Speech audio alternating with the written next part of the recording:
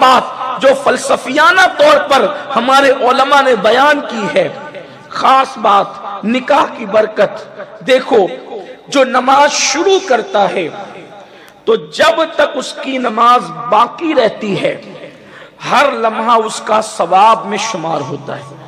تکبیر تحریمہ سے لے کر سلام پھیرنے تک وہ نماز میں ہے اور اس کا ہر لمحہ عبادت اور ثواب لکھا جا رہا ہوتا ہے. اسی طرح جس نے سحری کی، سحری سے لے کر افطار تک اس نے روزے کی نیت کی، جب سے روزہ شروع ہوا جب تک روزہ رہے گا اس کے نام اعمال میں فرشتے نیکیاں لکھتے رہیں گے. صبح صادق سے روزے کا آغاز ہوا، غروب آفتاب تک روزے کا اختتام ہوا، ثواب لکھا جاتا رہے گا. حج کو گھر سے نکلا، گھر سے نکلنے سے لے کے گھر لوٹنے تک اس کا ثواب لکھا جاتا رہے گا.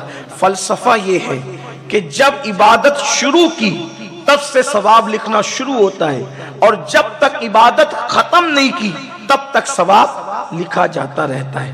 حاجی کا ثواب کب تک؟ 15 دن میں واپس آیا تو 15 دن تک، 20 دن میں واپس آیا تو 20 دن تک، 40 دن میں واپس آیا تو 40 دن تک. عبادت شروع کی ثواب شروع، عبادت ختم کی ثواب ختم.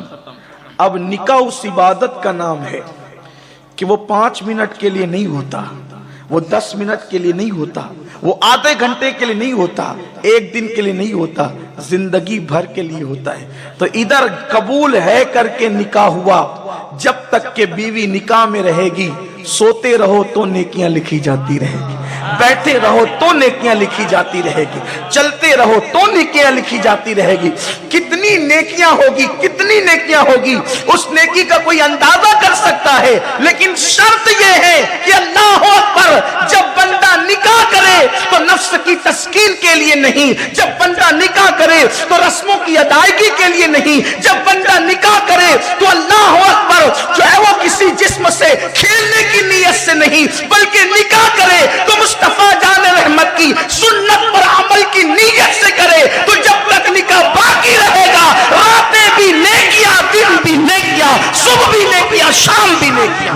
نکاح کی برکت یہ ہے.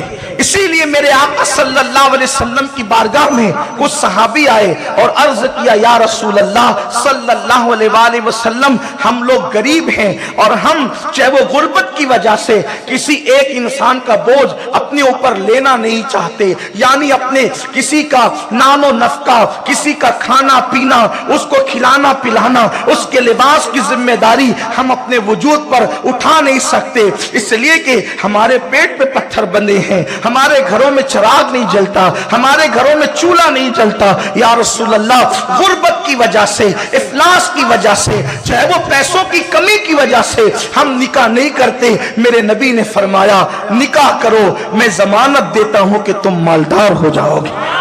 نکاح کرنے پر اللہ کے رسول علیہ السلام نے مالدار ہونے کی بشارت عطا فرمائی. تو یہ نکاح کی برکتیں. نکاح کی کتنی برکتیں؟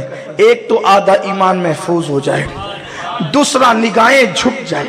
اللہ کے رسول علیہ السلام فرماتے ہیں نکاح کی وجہ سے نگاہیں جھک جاتی ہیں، نگاہوں میں حیا پیدا ہو جاتی. تیسری بات یہ کہ نکاح کی برکت سے انسان مالدار ہو جاتا ہے. لیکن مالدار ہونے کے لیے نکاح نہیں کرنا، حضور کی سنت پر عمل کرنے کے لیے نکاح. اس لیے کہ ان کی سنت میں جو برکت ہے، ان کی سنت پر عمل کرنے میں جو فائدہ ہے، اس سے بڑا فائدہ اور کیا ہے. یہ ساری چیزیں تو پھر دوسرے نمبر پر ہے. تو نکاح میں جو مال میں برکت. تیسری چیز فقی ابو اللیث سمرقندی لکھتے ہیں کہ کنوارا انسان یا کنوارا مرد یا کنواری عورت، یعنی بغیر شادی شدہ کے جو 2 رکعت پڑھتے ہیں تو عام حالات میں ان کو 2 ہی رکعت کا ثواب ملتا ہے. شادی کے بعد 2 رکعت پڑھے تو اللہ انہیں 70 رکعتوں کا ثواب عطا فرمائے.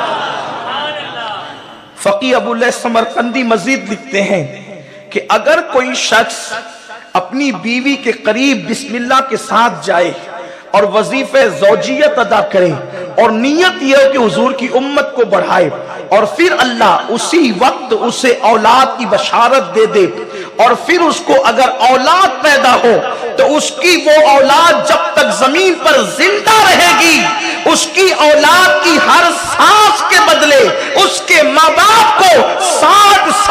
عبادت کا ثواب عطا کیا جاتا رہے۔ ہر سانس کے بدلے 60 سال کی سانس کسے کہتے ہیں؟ انسان 1 منٹ میں کتنی مرتبہ سانس لیتا ہے؟